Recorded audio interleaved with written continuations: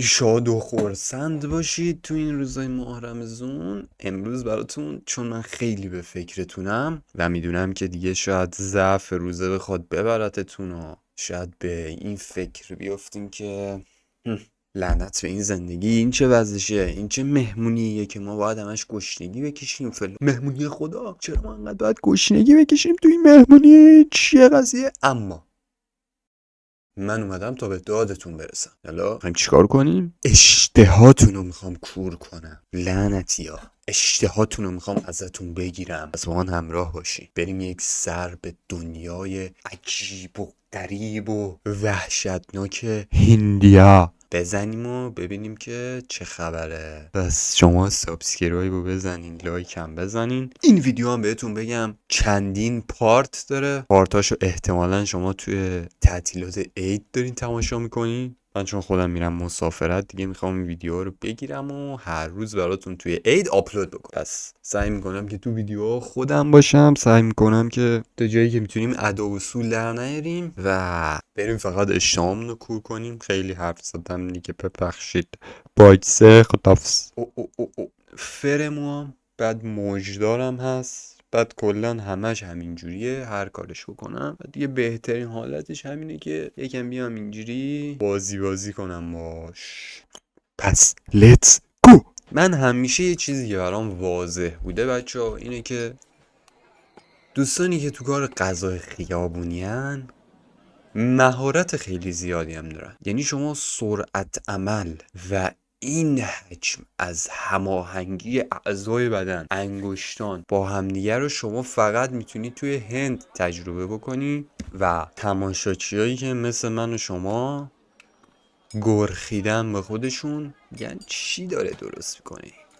بچه اون پودر سفیدایی هم که میریزه تو این شربتا من فکر میکنم جوهر لیمو باشه. قطعا نمک یا شکر که نیست، چون داستان یکم ترش بازی و این مسائل همون جوهر لیموه. دهنم آب افتاد. خب ما میخواستیم اشتهامون کور بشه، فعلا مثل اوضاع داره بد جوری میره جلو، برعکس قضیه. خب ساندویچ تو کامنت زدن ساندویچ انه لعنت بهت. به من گفتن مؤدب باش، کامنت برام گذاشتن مؤدب باش. اوکی، املت های معروف نوشابهی هند و پاکستان که اصلا اینها رو شما هیچ جای دنیا نمیتونی پیدا بکنی. به به چه رنگی هم ولی گرفته املت هاجی. عجب موزیکی. یا بیا وسط. رضاینه گفته اگه میخواین یوتیوبر موفقی بشین یکی از رکناش اینه که خوب یاد داشته باشین غیر بدین. موقعی که اینو شنیدم آجه خیلی ناراحتم برای که من اصلا رقص و غیر و مرو این چیزا یاد ندارم، فقط ولی تکنو بازی و هستم. تکنو بازی و EDM بازی و موزیک الکتریک بازی و تا صبح برات اینجا دنس میزنم. بیا ببین. ولی غیر حاجی یاد ندارم، خیلی بده، باید یاد بگیرم. غیر مردانه مشتی بابا کرمی. آها فکر کنم داره میاد. آها. خب این دیگه از اون اشتها کورکناییه که تحملشو ندارم بچه ها. من نگاه کنم با دقت تورو میزنه تو آب آسفالت. به به به به توف میکنه. این حاجیمون پرونست اونقدر نه تو بچه ینست. در مقابل اون باجی روغن نگو، روغن ماشینه انگار. میگی 10 روغن هر 10,000 تا عوض میکنن نامردا. خب پیراشکیامون آماده شد. ایشون چقدر تمیزه، چه خوشاب و رنگ، چه همه چی چقدر تر و تمیز، چقدر عالی، چقدر نایس. نه اینا بچه در مقابل چیزایی که من قبلا دیدم اصلا اینا که تمیزه بابا، اینا عالیه، بهداشتی ترین غذای ممکن. برو اسکممون دارم میکنم، اسکمتون دارم میکنم، اشتهاتون رو گفتم کور میکنم اما خبری نیست. سجیم از این ظرفا داشتی چی میخواد درست کنه؟ بیشتر شبیه ملات ساختمونه، اصلا کلا وسایل و همه چی ابزار آلاتی که داری اینجا شما بیشتر احساس میکنم میخوای یک ملات ساختمونی چیزی تهیه کنی. اینجاش هم بچه‌ها نمیدونم چیه این هندیا که این فلسفه شو من نمیدونم. تو ویدیوی بعدی باید خودم این کارو بکنم. اول بذار برم فلسفه شو براتون در بیارم. خب دیگه هر چی دم دستش میاد داره میریزه. نمیدونم لیمو مگه میخوای آتیش روشن کنی عمو؟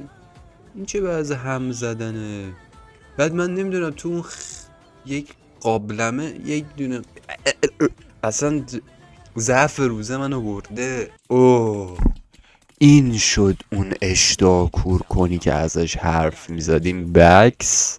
و بهتون بگم که بدترین نکتهش اینه که اینا رو اول یکم زنده میپزن. خب قورباغه شکمپر داریم،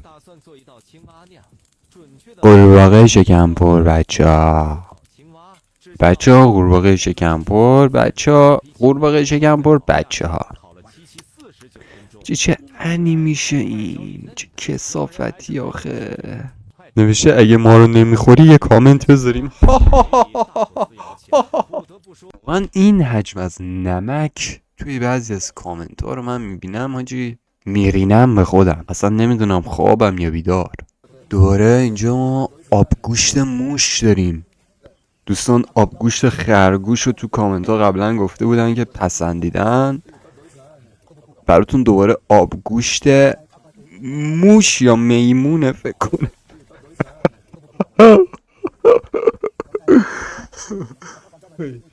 آی خدا این میمونه ابل فضلی، این میمونه.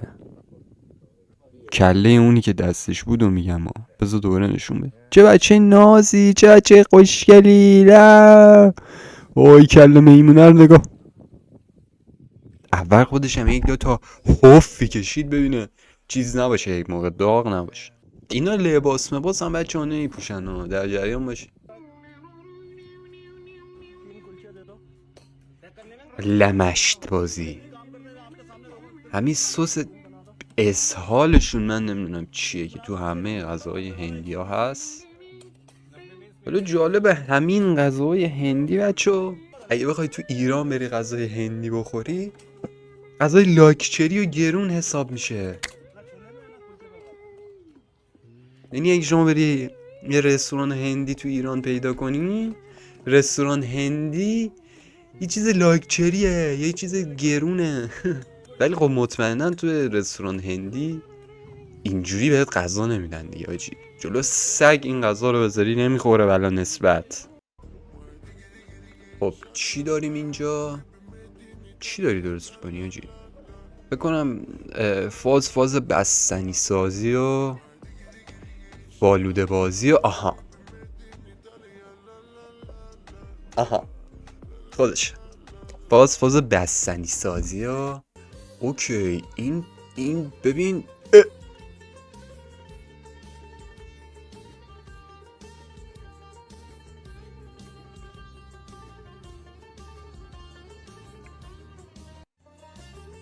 یه بار دیگه خواهشن. بعد قیافه این پسره رو ببین که داره ور میداره اینو، انگار هیچ اتفاقی نیفتاده.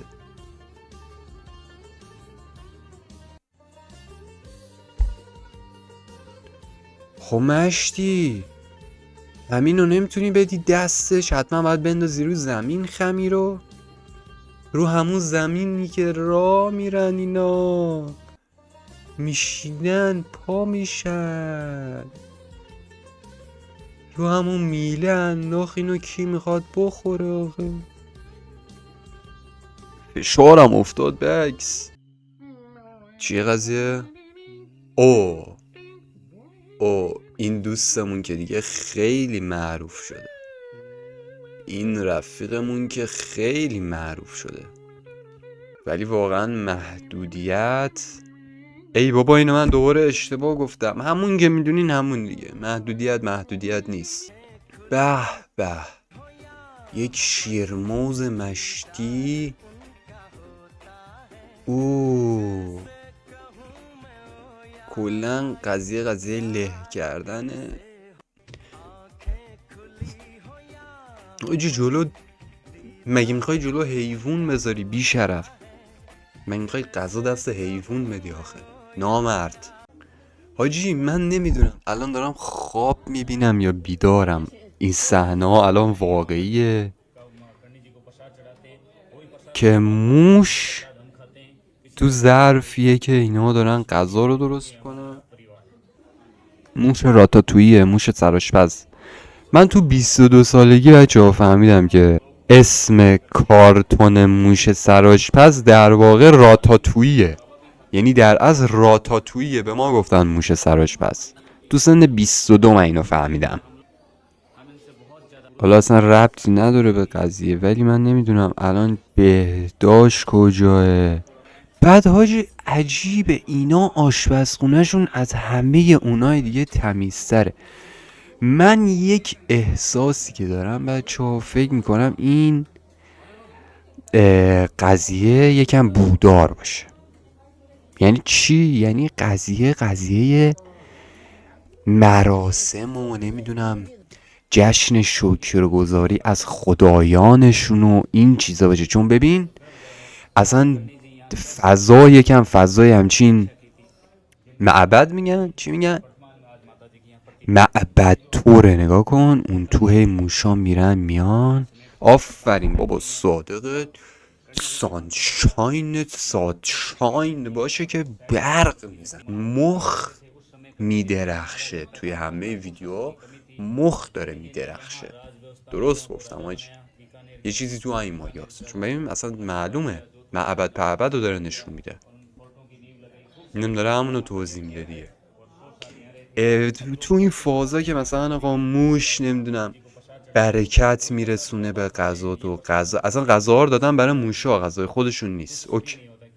اوکی ولی بازم لعنت بهتون که واقعا ما گفتیم این غذای خودشون نیست. دیدی پس این چیزی میدونم که لعنت میفرستم بهتون. بیا این انم خورد، ولی براش همونجور مبارک و فاز تبارک و این چیزا داره. تبارک. مرسی ای موشای عزیز که به سفره ما برکت دادین. کفر دارم میگم بابا، من دهن روزه برو گوه نخور. اوه کف و روغن بود فقط. خب برنجارم ریخ تو کف و روغنا. برنجای از قبل دم کشیده. حالا این یک تاپاله مشتی. برنجا رو حالا میخواد براتون چیکار کنه؟ لواشک برنج میخواد بسازه. نه پروتئین بار هندی به صورت برنج های خشک شده ای که شما میتونین مصرف بکنین در طعمهای مختلف. بسیار خوشمزه. دیرتی ایندیان استریت فود. لایک و سابسکرایب. My channel is best channel. اوی من آجی ویدیوها که اینجوری دارک میشه دیگه میکروفونو میگیرم دستم، یکم از مانیتور فاصله میگیرم حاجی. منو حاله این غذا نخوره بهم حاجی. اوه مارمولک زنده، مار زنده.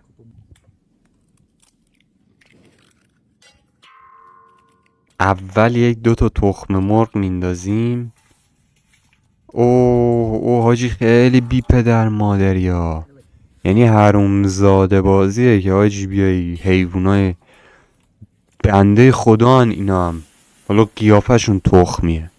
بنده خدا هن آقا. اینا رو میندازی زنده توی روغن داغ. خب میسوزه دیگه. نگاه کن بیجونه ها، خیلی بیجونه، ولی وقتی میندازش تو روغن یک دست و پای تکون میده.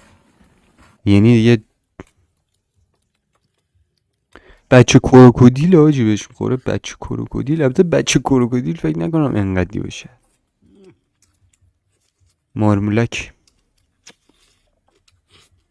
دیگه الان اگه اشتهات کور شده دیگه، با این اگه اشتهات کور نشده بیا یک چیز دیگه بهت نشون میدم اشتهات دیگه. با این اشتهات کور شد سابسکرایب کن.